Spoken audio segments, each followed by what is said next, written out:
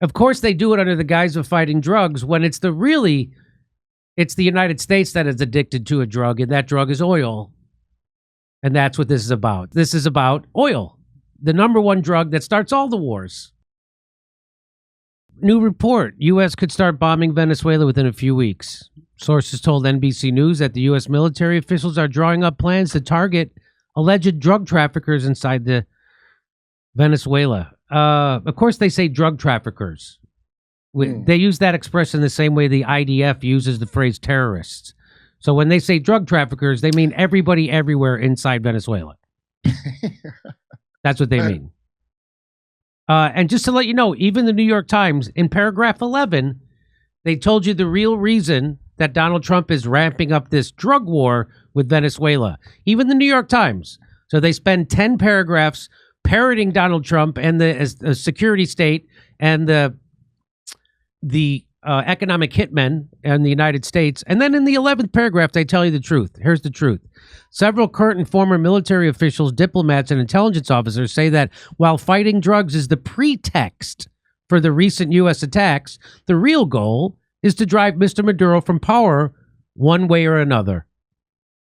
The massive naval flotilla off the coast of Venezuela and the movement of the fifth-generation F-35 fighters to Puerto Rico has little to do with actual drug interdiction. They represent operational overkill, said the former head of the Pentagon's Southern Command. That should have been the first two paragraphs of the whole goddamn story. That should have been the first, of course, but it's not. It's the 11th and 12th. Rather, they are a clear signal to Nicolás Maduro that the administration is growing serious about accomplishing either regime or behavioral change from Caracas, said the admiral. Gunboat diplomacy is back, and it may well work. Mr. Rubio and Defense Secretary Pete Hegseth have both said the military would carry out more strikes in the coming weeks as part of what they describe as a counter-narcotics and counter-terrorism campaign. The military struck a third boat on Friday. So there it is. United States could start bombing Venezuela within a few weeks. The U.S. military could start bombing targets inside Venezuela, according to a report from NBC News that was published on Saturday. Sources told NBC that the U.S. military officials were drawing up options for striking alleged drug traffickers inside Venezuela. CNN also previously reported that the Trump administration was considering launching strikes inside Venezuela and was considering hitting targets with the goal of weakening Venezuelan President Nicolás Maduro. So none of this sounds like... So this is about oil, just so you know. They've been trying to overthrow Venezuela for 25 years now, and it's because Venezuela has more oil than Saudi Arabia. And once you know that, everything else becomes clear. And I can't believe how many people didn't read this in the New York Times.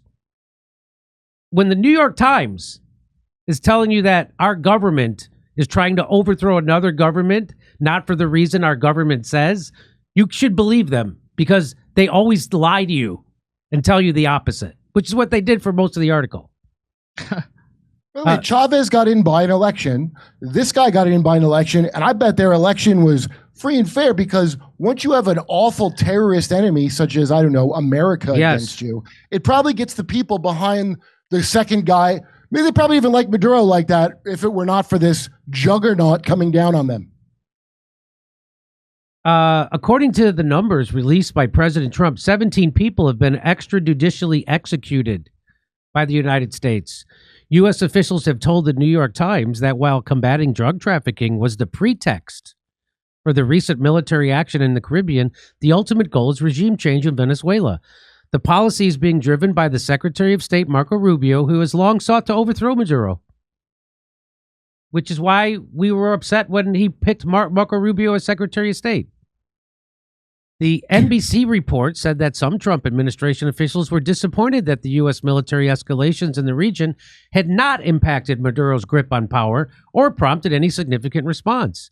One official said that the White House has faced more pushback over bombing boats in the region than it expected. Oh, for fuck's sake. Recent polling shows that the majority of Americans are actually opposed to U.S. military use of force to carry out regime change. And so here it is. So if it says a majority of Americans oppose using military force to overthrow Maduro. So 53% strongly oppose it. Only 18% support it. 53% strongly oppose it. And then one in the gray, they went, huh? By party, 67% of Democrats strongly oppose it. Only 8% of Democrats support it. Independents, 52% of independents strongly, and Republicans, 38% strongly oppose. But guess what? Only 34% support this. So maybe a third of registered Republicans support this. 2/3 either strongly oppose it or they're not sure. They're not sure is the most disturbing part of this whole poll. I know. Most Americans would oppose invading Venezuela. 62% of Americans oppose it. Only 16% support it. 74% of Democrats oppose invading Venezuela. 9% support it. 63% of independents strongly or somewhat oppose invading Venezuela. 9% of independents support it. Republicans, 48% of Republicans strongly or somewhat oppose invading Venezuela. So that's an overwhelming plurality of Republicans oppose invading Venezuela.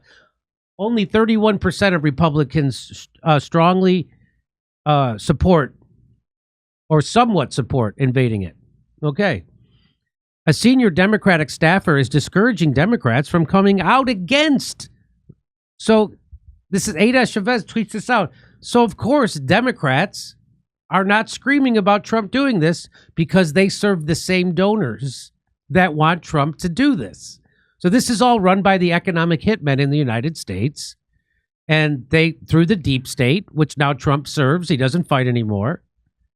He's doing their bidding, covering up stuff, inflating their budgets, and overthrowing countries.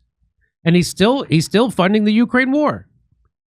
And so the Democrats are now discouraging, the senior Democrats are discouraging other Democrats from coming out against what Trump's doing in Venezuela. So it's the uniparty. No matter who you vote for, you get John McCain. It's a Democrat John McCain, it's a Republican John McCain. The staffer is using the Bush-era Iraq line, arguing that opposing Trump and Rubio's regime change amounts to supporting Maduro. Regime change wars might be one of the only things that poll worse than the Democratic Party. So, of course, the Democrats are supporting it. By the way, I support Maduro now. Fuck you. Yeah, no, I do too. Fuck you. John Jackson says, Venezuela already has the worst refugee crisis on the planet. It is the only one on the list which a war is not involved. What do you think happens when you, a half-assed Trump regime change military operation on top of this already dire situation? It explodes. So yeah, we've been sanctioning the hell out of Venezuela, trying to cause economic pain to those people so they would rise up. This is how you do it. This is how the United States economic hitmen do it. So they would rise up. Then they fund the opposition with weapons and money to overthrow their government. So then we install a puppet like Juan Guaido. Oh, so that's nice why that we have our own Gaza to starve, isn't it? That's right. So people are fleeing like crazy Venezuela. Where they come here. Lots of them. Because of our economic sanctions, and now we're going to start a war. Now we're going to try to overthrow their government, destabilize the whole country, even worse. And we brought them here on purpose so that they would do that. So it would justify this moronic invasion of Venezuela. That's why they were flooding you with, what is it? Tren de la Ragua, the gang you never heard of until it was convenient politically to hear about them. Yep. And so, of course, they do it under the guise of fighting drugs when it's the United States that is addicted to a drug, and that drug is oil. And that's what this is about. This isn't about cocaine. This isn't about fentanyl or heroin. This is about oil, the number one drug that starts all the wars.